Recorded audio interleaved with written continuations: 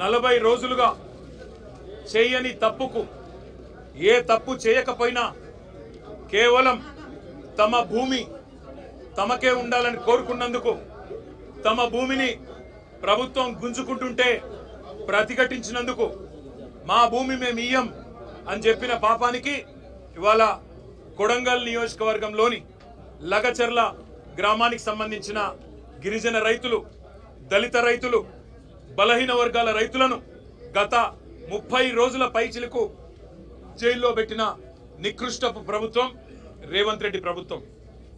ఎంత అప్రజాస్వామికంగా అంటే తమ భూములు తాము ఇవ్వము అంటే వారి మీద కేసులు పెట్టడమే కాకుండా వారిని 3rd డిగ్రీ టార్చర్ కూడా పోలీస్ కస్టడీలో గురి చేసినారు.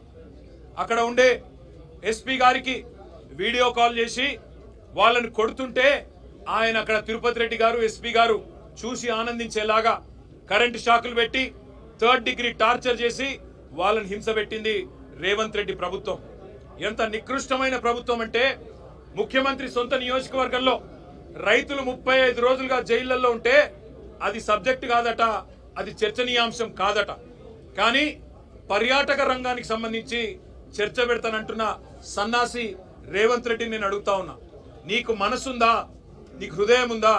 నీ నియోజకవర్గంలో నిన్ను ఓటేసి గెలిపించిన ప్రజలు, నిన్ను ఓటేసి ముఖ్యమంత్రిని చేసిన ప్రజలు జైళ్లలో ఉంటే సిగ్గు లేకుండా పర్యాటక శాఖకు సంబంధించి నేనేదో చేస్తాను, పాలసీ పెడతానంటూ ముందుకొస్తున్నావే, సిగ్గుందా అని అడుగుతా ఉన్నా. అయినా నీ ప్రభుత్వం వచ్చిన తర్వాత 2 రకాల పర్యాటకం కొనసాగుతున్నది. ఒకటేమో ఢిల్లీ పర్యాటకం, ఎక్కే విమానం దిగే విమానం తప్ప 1 రూపాయి కూడా వచ్చింది లేదు. సంవత్సర కాలంగా ముఖ్యమంత్రి 30 సార్లు ఢిల్లీ పోయినాడు, మంత్రులు 70 సార్లు పోయినారు. కానీ 100 సార్లు పోయినా 100 పైసలు కూడా తెలంగాణకు తేలేని సన్నాసులు ఈ కాంగ్రెస్ ప్రభుత్వం వాళ్ళు. అదే మాదిరిగా రెండో పర్యాటకం బాగా ఉంది, అభివృద్ధి చెందుతున్నది అంటే జైళ్ల పర్యాటకం. ఎవరు ఈయన మీద మాట్లాడితే వాళ్ళని జైల్లో పెట్టాలా. ఒకవైపు మీరు చూస్తా ఉన్నారు కొడంగల్ రైతులు జైల్లో 35 రోజులుగా. అదే మాదిరిగా సోషల్ మీడియాలో ఎవరైనా పోస్ట్ పెడితే జైలు.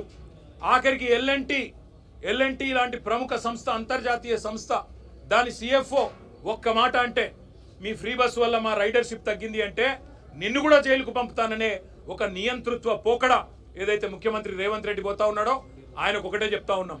ఇవాళ గిరిజన రైతులు ఎవరైతే కొడంగల్ రైతులు, కొడంగల్ బిడ్డలు సంగారెడ్డి జైల్లో ఉన్నారో, చెర్లపల్లి జైల్లో ఉన్న మా నాయకుడు పట్నం నరేందర్ రెడ్డి, మాకు న్యాయ వ్యవస్థ మీద నమ్మకం ఉంది, న్యాయం లభిస్తుంది. మేము శాసనసభ వేదికగా ముఖ్యమంత్రిని ఒకటే అడుగుతున్నాం, నీ అయ్య జాగీరా తెలంగాణ, నీ అయ్య జాగీరా కొడంగల్, భూమి ఇయ్యా, నా సొంత భూమి నేను ఇయ్యా అంటే జైల్లో పెట్టేందుకు ఎవరు నువ్వు? నియంతవా, రారాజువా, చక్రవర్తివా? ఏమనుకుంటున్నావు నీకు నువ్వు? ప్రజాస్వామ్యంలో అత్యున్నత వేదిక శాసనసభ. ఆ శాసనసభలో చర్చ పెట్టమంటే దమ్ము లేక పారిపోయిన దద్దమ్మ రేవంత్ రెడ్డి.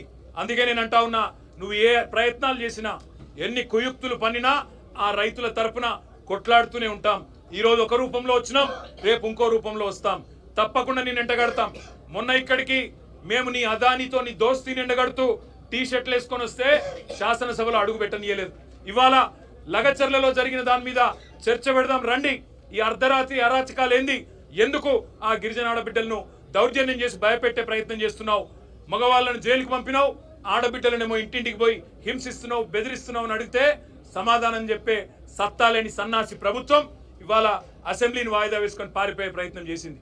మేము మీ ద్వారా, గౌరవ మీడియా మిత్రుల ద్వారా కూడా రాష్ట్ర ప్రజానికానికి, ముఖ్యంగా కొడంగల్ ప్రజలకి మేము ఒకటే చెప్పదలుచుకున్నాం, మీ తరపున మేమున్నాం, మీ తరపున కేసీఆర్ గారు ఉన్నారు. ఎన్ని రకాల శోభ పెట్టే ప్రయత్నం రేవంత్ రెడ్డి ప్రభుత్వం చేసినా తప్పకుండా మీకు అండగా నిలబడతాం. ఇవాళ కేవలం జైళ్లలో పెట్టడమే కాదు, అరాచకం చేస్తా ఉన్నారు.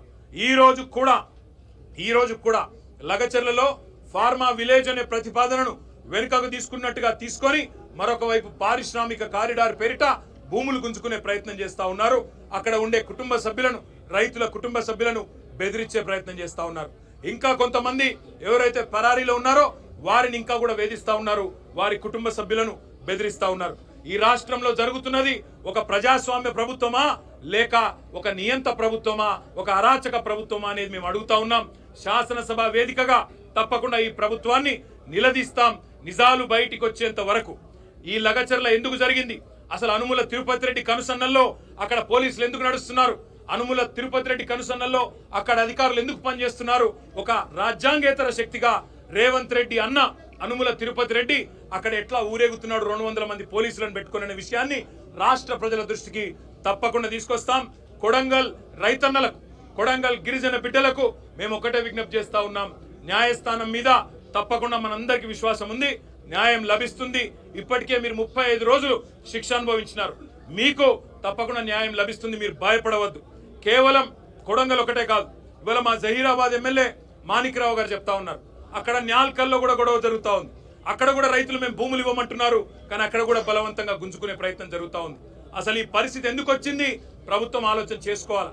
14,000 ఎకరాలు గత ప్రభుత్వం సేకరించి పెడితే దాన్ని రద్దు చేసి తిరిగి రైతులకు ఇస్తామని చెప్పింది మీరు. ఫార్మాసిటీ వద్దని చెప్పింది మీరు. ఫార్మాసిటీ రద్దు చేస్తున్నాం, రైతులకు భూములు ఇస్తాం అని ఆనాడు కందుకూరులో, యాచారంలో తిరిగి చెప్పింది మీరు. ఇవాళ ఇటు హైకోర్టును మోసం చేస్తున్నారు, అటు రైతులను మోసం చేస్తున్నారు, జైళ్లలో పెట్టి వారి కుటుంబ సభ్యులను బెదిరించే అప్రజాస్వామిక పనులు చేస్తా ఉన్నారు. తప్పకుండా మీ భరతం రాష్ట్ర ప్రజలు పడతారు, ముఖ్యంగా రాష్ట్ర రైతులు పడతారు. అప్పటిదాకా తప్పకుండా మీ తరపున బీఆర్ఎస్ పార్టీ పోరాడుతూనే ఉంటుంది. వీళ్లకు రైతులకు జరిగిన అన్యాయాన్ని సరిదిద్దేదాకా, పెట్టిన అక్రమ కేసులు ఉపసంహరించుకునేదాకా, రైతులకు బేషరతుగా ముఖ్యమంత్రికి క్షమాపణ చెప్పి వదిలేదాకా, జైలు నుంచి విడుదలయ్యేదాకా వారి తరపున మా పోరాటం కొనసాగుతూనే ఉంటుంది. తప్పకుండా శాసనసభ జరిగినంత కాలం ఈ అంశం మీద రాష్ట్ర ప్రభుత్వాన్ని ఒత్తిడి తెచ్చైనా సరే తప్పకుండా సమాధానం రాబెడతాం. ఇవాళ పారిపోవచ్చు ఒక్కరోజు, రేపటి నుంచి ఎక్కడ పోతారో కూడా చూస్తాం. ఇవాళ మీరు నిజంగా ఒక మాట ఆలోచించండి. ఇంత ముఖ్యమైన సమస్య 40 రోజులుగా రైతులు వారు జైళ్లలో ఉంటే, అందులో ఉన్న 3కి ఆరోగ్య సమస్య వచ్చి, హీరియానాయక్ అనే రైతు గుండెపోటు వచ్చి కంప్లైంట్ చేస్తే ఆయనను హాస్పిటల్కు పోలీస్ బండ్లు తీసుకురావడమే కాకుండా ఎంత అమానవీయంగా, ఎంత క్రూరంగా, ఎంత దుర్మార్గంగా ఈరోజు బేడీలు వేసి ట్రీట్మెంట్ చేస్తున్నారో ఇక్కడ చూడవచ్చు అని చెప్పి నేను విజ్ఞప్తి చేస్తా ఉన్నా. ఇంతకంటే అరాచకం, ఇంతకంటే దుర్మార్గం, ఇంతకంటే చిల్లర ప్రభుత్వం ఈ భారతదేశంలో ఎన్నడన్నా చూసినామా? దయచేసి ఆలోచన చేయండి. గుండె నొప్పి వచ్చింది, ఛాతీ నొప్పి వచ్చింది అనే రైతుకి బేడీలేసి ట్రీట్మెంట్ చేసే ఒక దిక్కుమాలిన నికృష్టపు ప్రభుత్వాన్ని తప్పకుండా ఎండగడతాం. శాసనసభలోనే వారిని తప్పకుండా నిలదీస్తామనే మాట మళ్ళొక్కసారి మీ అందరి ద్వారా తెలియజేస్తూ, ఆ రైతులకు న్యాయం జరిగేదాకా వదిలిపెట్టాం, ఈ ప్రభుత్వాన్ని నిలదీస్తూనే ఉంటాం.